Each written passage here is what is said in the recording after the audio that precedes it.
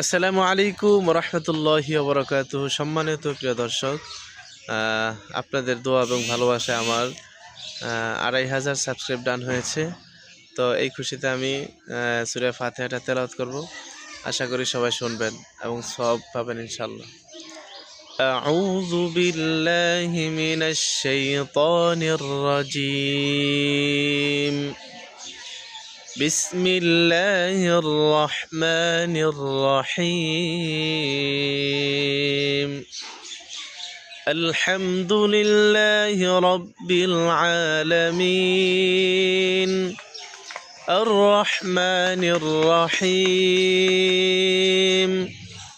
مالك يوم الدين إياك نعبد وإياك نستعين اهدنا الصراط المستقيم